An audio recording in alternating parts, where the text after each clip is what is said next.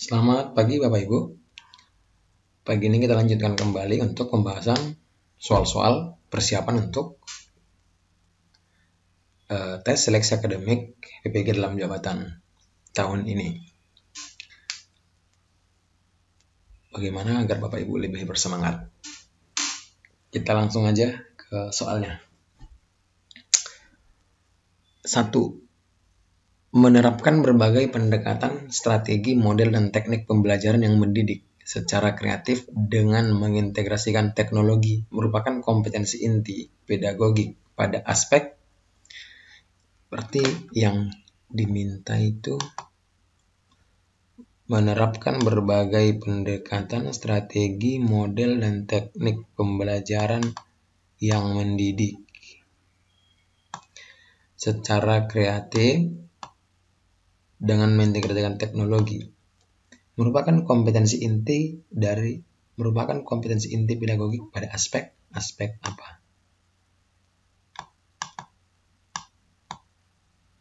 A. Penguasaan terhadap karakteristik peserta didik. B. Penguasaan pada teori belajar dan prinsip-prinsip pembelajaran. C. Pengembangan kurikulum. D. Penyelenggaraan pembelajaran yang mendidik. E. Berkomunikasi pada peserta didik. Silakan dijawab Bapak Ibu, waktu 5 detik. Ya, jawabannya adalah B. Menerapkan berbagai pendekatan, strategi, metode, dan teknik pembelajaran yang mendidik secara kreatif dengan mengintegrasikan teknologi. Kompetensi inti pedagogik pada aspek penguasaan teori belajar dan prinsip-prinsip pembelajaran. Jadi, dalam tugas kita sebagai guru, ketika kita melaksanakan pembelajaran dengan menggunakan berbagai pendekatan strategi, tentunya kita harus menguasai bagian-bagian atau apa-apa saja yang termasuk pada teori belajar yang kita gunakan. Demikian pula pada prinsip-prinsip pembelajaran. Sehingga kita dapat melaksanakan kegiatan pembelajaran dengan kreatif. Kemudian kita bisa mengintegrasikannya dengan teknologi juga. Apalagi dalam kondisi saat ini seorang guru tentunya harus mampu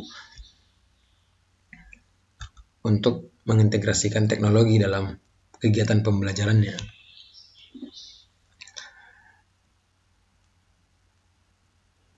Bukan termasuk pada pengembangan kurikulum, penyelenggaraan pembelajaran yang mendidik, berkomunikasi pada peserta didik. Demikian pula bukan A. Jadi yang benarnya adalah B. Kita lanjutkan untuk soal yang berikutnya.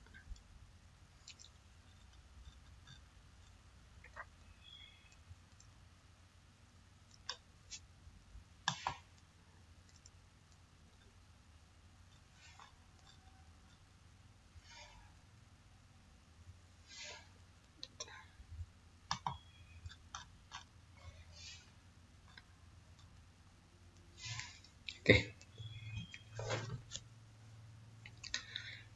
Teori ini memandang belajar sebagai hasil dari pembentukan hubungan antara rangsangan dari luar atau stimulus dan balasan dari siswa atau respons. Ya, stimulus respon, begitu biasanya yang dapat diamati. Semakin sering hubungan antara rangsangan dan balasan terjadi, maka akan semakin kuatlah hubungan keduanya. Law of exercise. Teori belajar yang dimaksud adalah A. Behaviorisme, B. Kognitif, C. Humanistik, D. Sibernetik, dan E. Konstruktivisme. Silakan dijawab Bapak Ibu, 5 detik.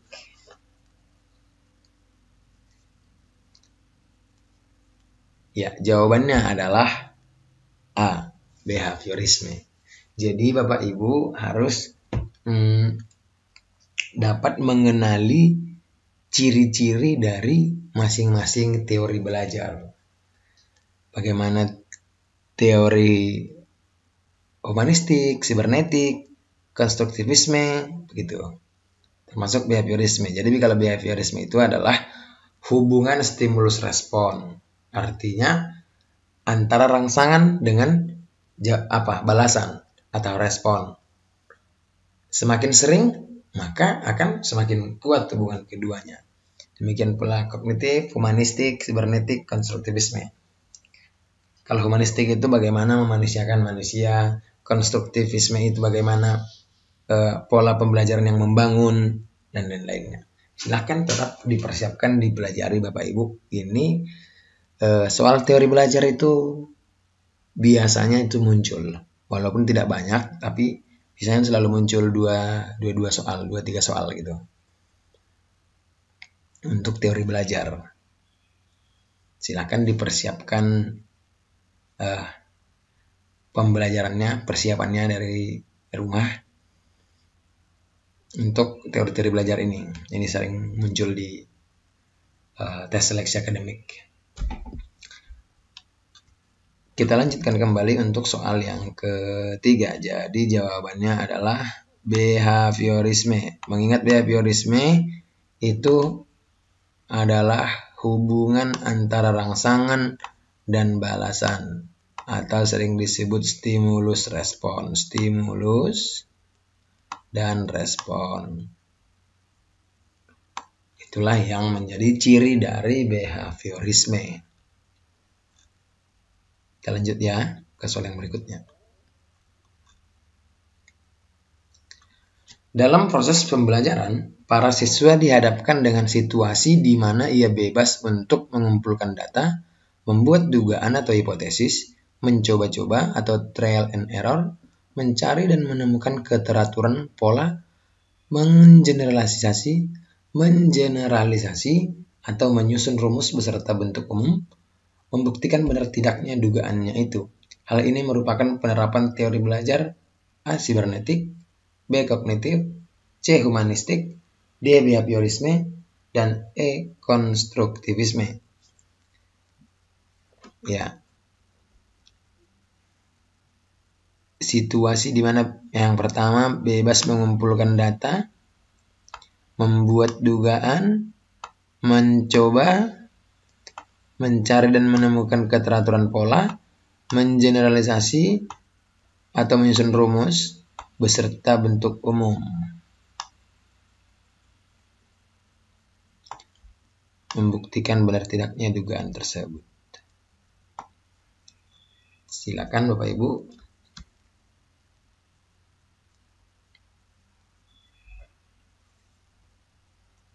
Dijawab. Ya, jadi jawabannya adalah E. Konstruktivisme. Jadi konstruktivisme itu cirinya adalah bagaimana mengarahkan murid untuk menemukan sebuah hal yang baru. Jadi untuk dapat mencapai hal tersebut, maka murid atau peserta didik harus diberikan kesempatan kebebasan untuk mengumpulkan data, membuat hipotesis, lalu mencoba, sampai ke menyusun rumus, dan membuktikan benar tidaknya. Jadi tujuannya apa? Tujuannya untuk membantu murid menemukan hal-hal yang baru. Bagaimana pola seseorang dapat menemukan sesuatu yang baru. Tujuannya untuk mengembangkan kemampuan siswa atau peserta didik untuk mengajukan pertanyaan dan mencari sendiri pertanyaannya.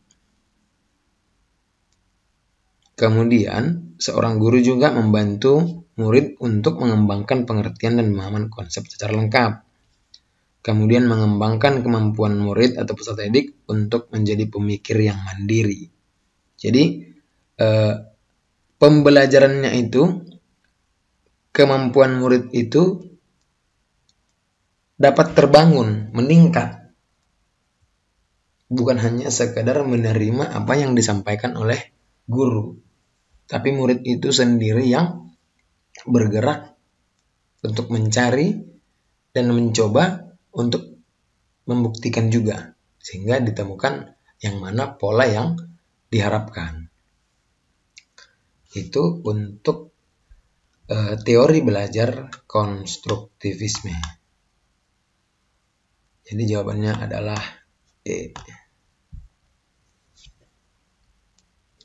Kita lanjut ke soal yang berikutnya.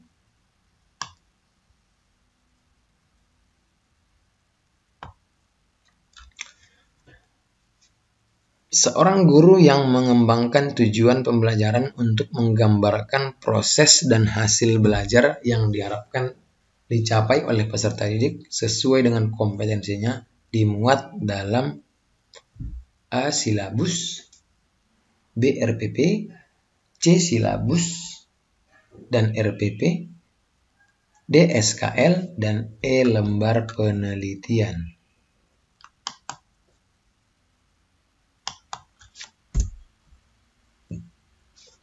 Jadi, seorang guru mengembangkan tujuan pembelajaran untuk menggambarkan proses dan hasil belajar yang diharapkan untuk dicapai oleh peserta didik sesuai dengan kompetensinya. Dimuat dalam apa? Silakan Bapak Ibu. Ini sepertinya soal sangat sederhana ya.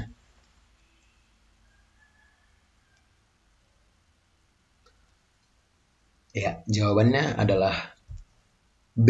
RPP. Tentu ini sudah sesuatu yang mudah bagi kita untuk menjawabnya. Karena seorang guru mengembangkan tujuan pembelajaran itu lengkap dengan prosesnya, artinya langkah-langkah pembelajarannya atau sintaks dari model pembelajaran yang digunakan.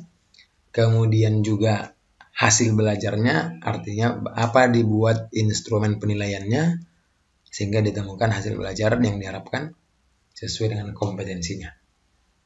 Semuanya itu dituangkan guru ada pada RPP. Itu saya yakin Bapak Ibu guru semuanya yang menonton video ini mengerti, sudah tahu lah, itu sudah biasa ya. Kita lanjutkan ke soal yang berikutnya.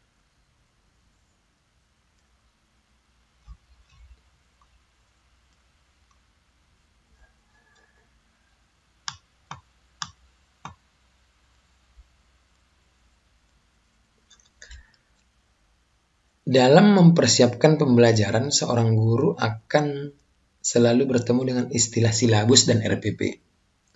Silabus dan RPP sama-sama sebagai rencana proses pembelajaran. Perbedaannya adalah sebagai berikut. Jadi soal ini membedakan silabus dan RPP. Saya yakin Bapak Ibu yang memang sudah menjadi guru pasti tahu membedakannya. Yang pertama, pilihannya A. Silabus berisi kompetensi dasar, sedangkan RPP mengarahkan kegiatan belajar untuk mencapai kompetensi dasar. B. Silabus bersumber dari standar isi dan standar lulusan, sedangkan RPP bersumber dari standar kompetensi lulusan. C. RPP dibuat oleh setiap guru, sedangkan silabus dibuat oleh tim guru. D. RPP dan silabus keduanya disusun oleh setiap satuan pendidikan. E. Dalam silabus dijelaskan metode, media pembelajaran, sumber belajar, langkah-langkah pembelajaran, evaluasi secara rinci. Silakan dijawab Bapak Ibu.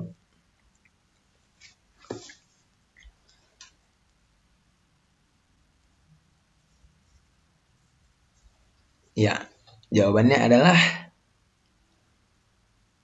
A. Silabus berisi kompetensi dasar, sedangkan RPP mengarahkan kegiatan belajar untuk mencapai kompetensi dasar. Ini jawabannya. Benar tidak ini Bapak Ibu? Bagaimana Bapak Ibu yang sudah berpengalaman dalam mengajar? Coba kita uji yang B. Silabus bersumber dari standar isi dan standar lulusan, sedangkan RPP bersumber dari standar kompetensi lulusan. Ini kurang tepat. Silabus itu memang sudah ditetapkan oleh pemerintah. Ini pada kurikulum 2013. Jadi silabus itu sudah ditetapkan. Bukan guru yang membuatnya, sumbernya dari mana-mana, tidak. Itu sudah ditetapkan oleh pemerintah. Dan RPP, maka itu dibuat oleh guru itu sendiri. Kemudian yang C, RPP dibuat oleh guru, sedangkan silabus oleh tim guru. Waduh, ini bukan tim guru yang membuat ini. Ini salah. Kemudian D, RPP dan silabus keduanya disusun oleh setiap satuan pendidikan. Ini salah. Silabus bukan disusun oleh satuan pendidikan. Dan E, dalam silabus dijelaskan metode media pembelajaran. Nah, ini pun sudah salah. Silabus tidak menyebutkan media atau metode dan lain-lainnya. Ini RPP. Metode, media, sumber belajar, langkah-langkah itu ada di dalam RPP.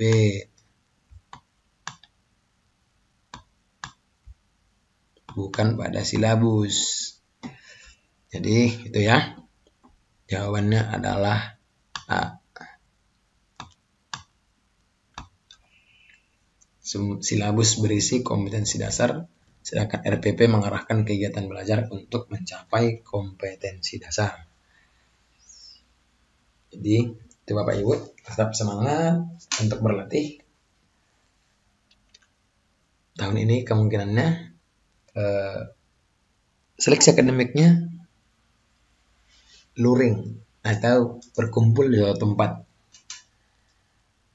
Artinya ekosistemnya berbeda. Yang sudah pernah mengalami pretest atau yang dalam